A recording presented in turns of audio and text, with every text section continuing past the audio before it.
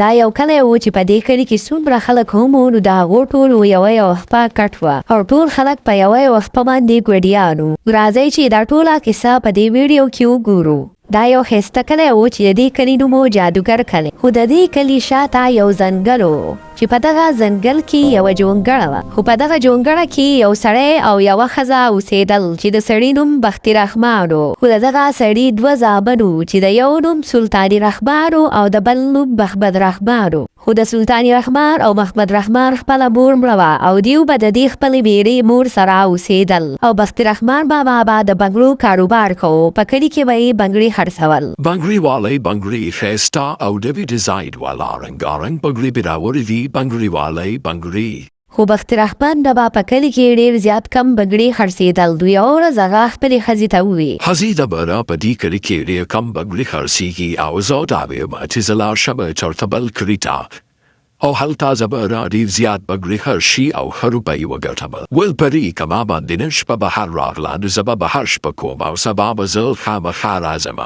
خو ته به زما د بچو ډېر زیات خیال ساتې چې یو درنه چېرته خفه نه شي. او بیا بختي رحمان د هغه ځای نه روان شي، خو په دغه منځ کې یوه هفته وشي او بختي رحمان واپس کور ته رانشي. ممی جی یوه هفته وشوه او زموږ پلار کور ته رانغی، نو اخر زموږ پلار چېرته تللی دی؟ ما ته څه پته ده، ما ته خو یې وایي چې زه ځم بل کلي ته، دلته زما د بنګړي د خرڅېږي چې زه بنګړي خرڅ کړم او تاسو دواړه هم لاړ شئ او دغه لږ بنګړي کور کې پاتې دي دا به ویسئ او خرڅ کړئ چې ځانه پسې راوړو. خو اما جان مونږ به بنګړي څنګه خرڅوو؟ مونږ له خو د بنګړو د خرڅولو چند نه راځي. څنګه چې یو پلار خرڅول هغه شین خرڅوئ که نه، که بنګړي نشي خرڅولی نو بیا زما سره کور کې نور څه د خوراک نشي چې زه تاسو له درکړم. اما جان تا خو باول زمونږ ډېر زیات خیال ساتلو، دا اوس په تاسې چل وشو. هغه خو به ستاسو پلار په کور و نو ځکه به ما ستاسو خیال ساتو، که نه نور خو به تاسو زما به سترګو ډېر زیات بد لګېدی. بیا سلطان رحمان او محمد رحمان بنګړي راواخلي او د کوره روان شي. خو بیا سلطان رحمان او محمد رحمان په کلي کې د بنګړو اوازونه شروع کړي. بنګړي والی بنګړي رنګارنګ او ښکلي ښکلي بنګړي راغلي دي، بنګړي والی بنګړي. خو بیا هغه دواړه ټوله ورځ تېره کړي خو هېڅوک ترې هم بنګړي وانخلي. وروره موږ ته خو ټوله ورځ تېره کړه، زموږ نه چا بنګړي وانغستل چې کور ته لاړ شو نو اما جان به موږ ته څه وایي؟ ما او دا خو ټوله ورځ وګرځېدو خپل بنګړي وخرڅول، خو چې چا زمونږ نه بنګړي وانغستل نو هغه خو زمونږ قصور نه دی. او بیا هغه دواړه کور ته لاړ شي او ورته ټوله کیسه وکړي. ها نو تاسو ټوله ورځ وګرځېدئ خو ستاسو نه بنګړي خرڅ نه شو. او اما جان موږ ټوله ورځ وګرځېدو خو موږ ډېر زیات ستړي شو او زموږ نه بنګړي خرڅ نه شو. ها نو لکه تاسو بنګړي خرڅ نه کړل اوس ماته ګوره چې زه ستاسو سره څه کومه. او بیا هغه مورې ودرېږي او هغه خپل دواړه بچي قسم په لښته باندې ووهي. اوس یو پرېږدم نور درته څه نه وایم، خو که سبا نه یو بنګړي خرڅ نه کړل نو بیا به راپسې واپس کور ته نه راځئ. خو په سبا له هغو دواړه بیا لاړ شي او ټوله ورځ هغلته تېره کړي خو څوک ترې هم بنګړي وانخلي. خو څه ټایم پس په دغه لاره صداقت ماما تېرېږي نو هغه راشي د دوی خوا ده. ای صداقت ماما مونږ نه بنګړي واخله که نه، مونږ د سهار نه داسې ناسي او چا رانه بنګړي وانغستل.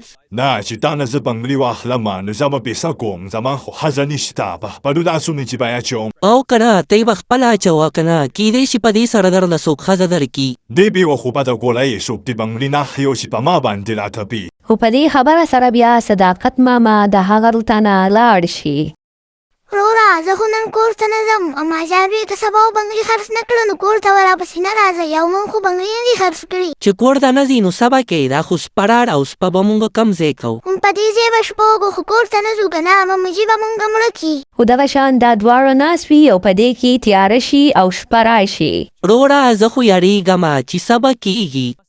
مه یارېږه الله به خیر کړي، موږ ته خو اوس د تلو لاره نه ده معلومه، چېرته به ځو؟ خو په دې کې د سپو اوازونه شروع شي نو دواړه قسم ویرېږي. وروره دا خو د سپو اوازونه شروع سو، هسې نه راشي او مونږ ونه خوري، خو ښه به دا وي چې دواړه د دې ځای نه لاړ شو. نو بیا هغه دواړه د هغه ځای نه روان شي خو ډېر زیات یېرېږي او لاره ورته هم نه وي معلومه. خو بیا دا دواړه یو ځای ته ورسي چې په دې کې دوی یو غار ویني. راځه وروره دغه غار ته ځو، کېدای شي په دې کې څوک وي. کله چې دوی د غار ته لاړ شي نو په هغې کې یو جیر وي او په هغې کې د هغوی پلار بند شوی وي. هله بابا جانې موږ خو ستا په کور کې پته مو او ته څه کې دلته. ما پرېږدوئ خو تاسو ټول له دې ځای نه لاړ شئ که نه که دلته که بلا راغله نو تاسو به هم زما سره دلته ایسار کړي. په دې کې غار ته هغه بلا راشي. زه خو بهر ډېر وګرځېدم خو ماته څه ښکار مې راونه شو خو ښکار خو پخپله زما کور ته راغلی. ښه نو ته هغه ولای تا زموږ پلار په څه وجې باندې په جیل کې بند کړی دی. زما نه زما کټ ورک شوی دی او تر څو پورې زما کټ نه پیدا شي نو دی به دلته بند وي. ښه نو کټ څه خبر دی کټ خو به زه اوس د کوره راوړم خو زما پلار آزاد که. نه ماشومه هغه کټ نه زه درته خپل جادوي کټ یادوم په کوم کې چې زه دې ځای ته راغلی یم. ښه نو زه ګرځم او ستا له ستا جادوي کټ پیدا کوم خو بیا به زما سره زما پلار پرېږدي. ښه نو بیا دا سرو زرو سیکره ځان سره واله تر څو پورې چې دا ستا سره وي نو کټ په تا ته ډېر زر مې راوشي. نو هغه ماشوم په کټ پسې ډېر زیات وګرځي او اخر دا چې په هغه باندې سهار شي خو کټ ورته میلاو نه شي. خو په تلو تلو کې هغه یو کلي ته ورورسي چې د هغه کلي ټول خلک ګوډیان وي. خو بیا دغه ماشوم د یو کس نه تپوس وکړي. وروره زه خو په دې کلي تېرېدم خو د دې کلي ټول خلک ګوډیان دي او ته پخپله هم ګوډې نو دا څه مسله ده. ای ماشومه ستا سره چې کومه سیکره دا د دې سیکې د وجې دا سیکه چا راورمه کړي که نه ته به هم ورټ شي. ته چې کومې بلا راولېږلې هم په دغه غار کې دغه بلا د کلي ټول خلک راجمع کړل او هغوی په دغه غار کې بند کړل. بیا به ټول په دې غار کې مړه کېږئ او یا دا سیکې واخلئ او وګرځئ او زما کټ ماله پیدا کړئ. نو ټولو خلکو هغه سیکې راواخیستې او په ګرځېدو شو خو د دې کلي شاته یو بوډۍ اوسېږي نو هغه بوډۍ ده ونه هغه سیکې واخیستې او زه تاسو له جادوي کټ درکوم خو جادوي کټ یې وله ورنه کړو او د سیکو په اخیستو سره ټول خلک ګوډیان شو. خو د دې خبرې د اورېدو نه وروستو هغه ماشوم د هغه بوډۍ په تلاش کې روان شو. اخر دا چې هغه د یو نهر غاړې ته ورسي او د هغه نه هغه بیک هغه نهر ته گذار شي. خو په دې کې اچانک یو ښاپیرۍ راوچته شي او سپین بیک راوچت کړي. هې ماشومه مه خفه کېږه ستا بیګ ما راوچت کو. نه دا زما بیګ نه دی زما د بیګ رنګ بدل دی. خو بیا ښاپیرۍ دوباره لاړه شي او چې راوخیږي نو بل بیک راوچت کړي. نه ښاپیرۍ دا هم زما بیګ نه دی زما بیګ رنګ بدل دی. خو ښاپیرۍ چې په درېیم ځل ورکوزه شي نو د هغه بیک راوچت کړي. ښاپیرۍ هم دقه زما بیګ دی.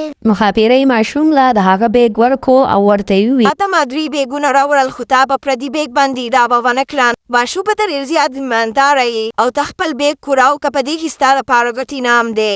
او ښاپیرۍ اوبو ته واپس کوزه شي او بیا هغه ماشوم چې کله بیګ کولاو کړي نو په هغې کې د سرو زرو سکې پرتې وي. هغه ماشوم خوشحاله شي او هغه بیګ راواخلي او د بوډۍ په تلاش کې روان شي. خو د ډېرو ګرځېدو نه وروستو هغه ته هغه بوډۍ میلاو شي. ای ماشومه ما ته پته ده چې ته به جادویي کټ پسې کله ځې خو ما له دغه سې چې دا که چې زه دله جادویي کټ درکړمه. او بیا هغه ټولې سکې هغه بوډۍ ته ورکړي. خو هغه بوډۍ ډېره خوشحاله شي او هغه د جادویي کټ هغه ته حواله کړي. خو هغه ماشوم په کټ کې کښېني او د هغه ځای نه لاړ شي او بیا هغه ماشوم په هغه کټ کې هغه غار ته ورسي. بلا چې خپل کټ ویني نو ډېره خوشحاله شي. نه ماشومه تا ماته زما کټ راوړه تا خو زه ډېر زیات خوشحاله کړم. ما خو په دې مطلبي دنیا کې به زما کټ ماته هېڅکله هم میلاو نه شي. کټ مې درته راوړو خو اوس زما پلار راخلاص که. بیا بلا د ماشوم هغه پلار را آزاد کړي او بلا خپل کټ کې کښېني او لاړه شي. او بیا هغه ماشومان د خپل پلار سره په خوشحالۍ کور ته را روان شي. دا ویډیو تر دې ځایه پورې وه که ویډیو مو خوښه شوې وي نو ویډیو ورسره لایک کړئ او چینل سبسکرایب کړئ چې داسې نوې ویډیوګانې تاسو ته در رسي.